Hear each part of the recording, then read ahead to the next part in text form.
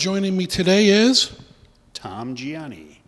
And Tom, give me a little art history lesson. Let's find out where you came from. I was born right here in Chicago, and for art school I went to the American Academy of Art, which is here in Chicago, and I spent 2 years there. It was a boot camp type setup where it was every day of the week, 9 to 4, for 40 weeks, for 2 years. It was a trade school. You don't get that kind of training anymore. That's what I like about this school. Not that we have every day for 40 weeks, but it is more of a trade school setup where it's all about art and learning how to make a living at making art. Now, when you started, did you know, you had to have a kind of passion to keep up with that kind of intensity school-wise? Yeah, when I was a little kid, my brother and I loved comic books, and we just, we wanted to be comic artists, and that stuck. And as we got older and we got more into learning about all the work that's out there, we got into illustration and both became illustrators. And we've been doing it all our lives. Now, tell me about like the first couple of comics that really made an impression in your head. Well, the first comic artist was Jack Kirby. And he did the Fantastic Four and the Hulk and Thor, and to name a few. And then there was Steve Ditko, who did Spider-Man. There were others that came along, but those are the first that I remember growing up. You know, and Kirby was doing just about everything. He was doing the Western comics, Two Gun Kid, and the Rawhide Kid for Marvel, and he was doing the Avengers and Iron Man and Ant-Man, and since then, you know, of course, a lot of other artists have taken over, but he is the one who is probably my first influence. What do you think he taught you? He taught me, well, he gave me the passion, first of all.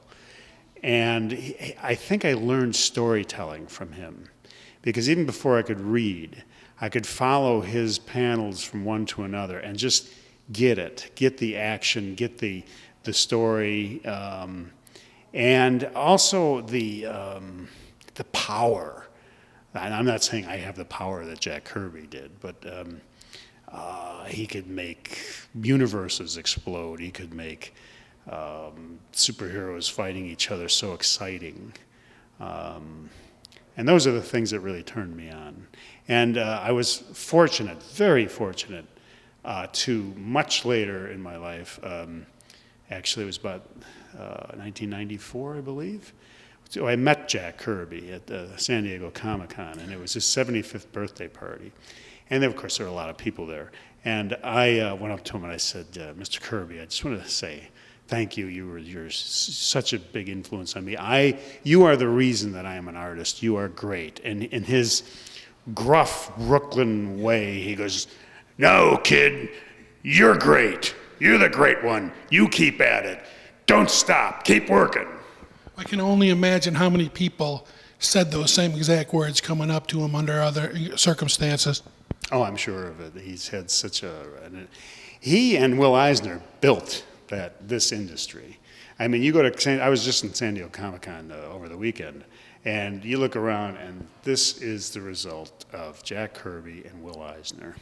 It is huge. Okay, and now tell me, like, your first commission work, the first time you ever cashed a check on something you drew. I think I was still in art school, but it was a little black and white editorial piece for a magazine, actually a newspaper called New Art Examiner, and it paid $25. And this was before email and faxes and things like that. And I actually had to go back and forth downtown on the L and first of all meet these people and show them my portfolio. And then they gave me a job. I had to go home, do sketches for it, go back downtown, then then they approved it, come back, finish it, and then take it back to them. Now, of course, it's so much easier with email and, So give me a little bit of your resume. What have you done since then? One of the things that's been my bread and butter for many years is I am the courtroom sketch artist for WGN News and NBC News, TV News, and other stations like CNN and our PBS station, Channel 11. Now, I do the drawings that you see on the news of trials here in Chicago. I've been doing that on and off since 1981. Now, what happens to those sketches when the story is done? You know, it's funny. Somebody just asked me that the other day, and I keep them. And usually they just wind up in my drawer, and they pile up. Sometimes judges and lawyers and even jurors want to buy them as a souvenir. Have you got any named sketches down there, I don't know, Jackson Jr. or Gacy or anything? I drew Rod Blagojevich's trial, his second trial, from start to finish. And Jesse Jackson Jr. was one of the witnesses. So was Rahm Emanuel. Drew Peterson, Jennifer Hudson. Her family, unfortunately, was murdered, and she was there and she testified. And during the 80s, I drew a lot of mafia, some serial killers, so on. And those are all in the basement. They're all in my flat file. So now we come to here, the International School of Comics, and you're an instructor. Correct. Okay, I take your class. What can I expect? Well, right now I'm teaching figure drawing, and I'm very big on just the nuts and bolts of learning how to draw the human figure and draw it properly. Get the proportions correct, get the anatomy correct, just get a good figure down at first. The last week or the week before we drew, we just studied the head, the face, and everything. And I told the students, I'll be happy if you just get a good head down. It'd be great if you got the likeness, but just get a nice drawing of a head, everything in proportion. Likeness comes after that. That's the subtleties that make people who they are, That's like the words instead of the signature. Right. So you want pretty much everybody's picture to look like what they're drawing, no room for interpretation on this level in this class. Correct. They can interpret down the road. I've taught at many, many, many art schools, and a lot of them are getting big on not having any rules. And for beginners, you can't. It's like letting somebody sit down at the piano and say, well, just pound away on it. No, absolutely not. Difference between noise and music. Right. And these people are coming here to learn how to draw and hopefully learn how to get a job doing it. And they're not going to do that, either of those things, if we just say, well, just do whatever you want, however you see it. I mean, that can come down the road. They can start breaking the rules once they know the rules. Very wise. Now, your drawing regiment, what does that look like? A drawing regiment? Yeah, like if you have a job, are you early morning, late night? What kind of schedule do you keep? It's all over the place because I still work for the news, and they will call me an hour before something starts. So I literally have to be on call. I have the equivalent of a doctor's bag with all my markers and pencils in it. And Is that what you use for the courtroom drawing, is markers? yeah. Was it always like that? Do you ever use chalk or anything like that? No, it's pretty much always been marker for the most part. They're portable, colorful, quick and easy. Now, what would it look like if you made a mistake, something slipped? How, would you just flip the page, interpret them somewhere else? How would that work? Depends how bad of a slip it is. If I can kind of doctor it up, cover it up, put them, then I'll do that. If it's really bad, the problem is when you're drawing Rod Blagojevich, it has to look like Rod Blagojevich. Other people, if I'm just doing some witness nobody knows, I can kind of draw some generic face that kind of looks like that person and not worry too much about the likeness. But if I screw up on Rod or Drew Peterson or Jennifer Hudson, I really should start over. Okay, one thing that you hope that when the students that take your class come away with, one thing you want them to learn, the one thing. If it's only one thing, I'm sure there's a lot of stuff. One thing. Stick with it. Exactly what Jack Kirby said. Stick with it. You know, I see so many of my peers and talented students drop away from this for one reason or another. Maybe it's too hard for them to make a living at it. Maybe there are outside forces, you know, emotional or family or whatever. The trick is to keep doing it. Just keep doing it. Because, I mean, in my experience, I've seen people who are naturally talented. I mean, they just step behind a piece of paper and just start drawing, and it comes right off the page. But if you do work at it, if you do dedicate and you start, you can be just as good as they are, just maybe take a little more extra time. Yeah.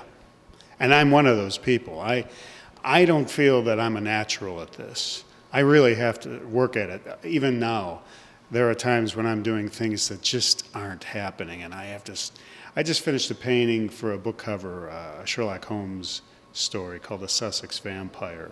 And most of the painting came out, I mean, it pretty much flowed out of me. And then when I got to Holmes' face, I painted over 5 times because I just wasn't happy with it. It just didn't look like Sherlock Holmes. It looked like Bela Lugosi. It looked like, you know. Well, I'd be happy with it. You were shooting for that? I was shooting for a Basil Rathbone look. Groucho Marx, not so much. No, not Groucho Marx. You know. So I don't consider myself to be one of those naturals. I do know people who are naturals. I've had students that I thought were better than me at being able to draw out of their heads, and it just seems to flow out of them. And I have again seen some of those students just drop away.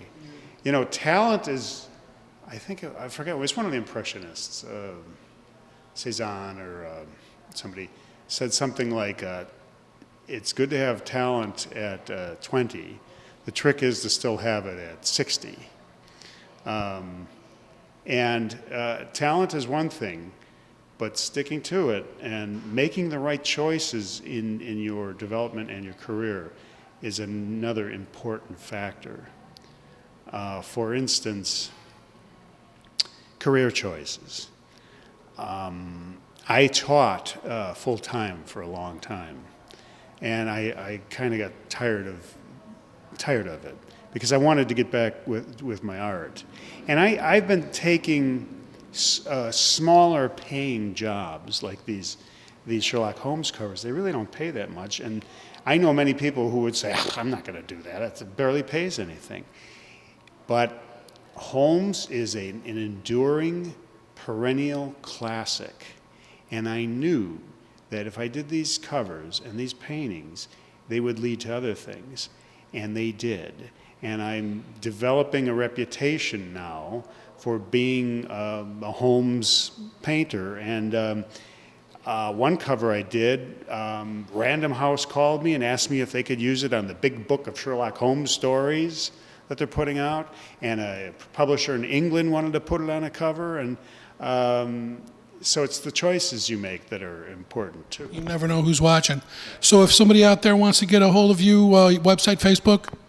Website is gianniart.com. That's GIANNI art.com. I am on Facebook, and I think it's Gianni Art. I'm on Twitter. You know, I'm social media. I'm a little socially awkward with social media. My daughter sets all that up for me. Well, unfortunately, you can't avoid it these days. You kind of have to have a presence on that interweb. Well, thanks for talking to us, Thomas. My pleasure. Is there any last words you want to hear? If you have them, I'll hear them. I'll just repeat what Jack Kirby said. Stick with it. Never give up.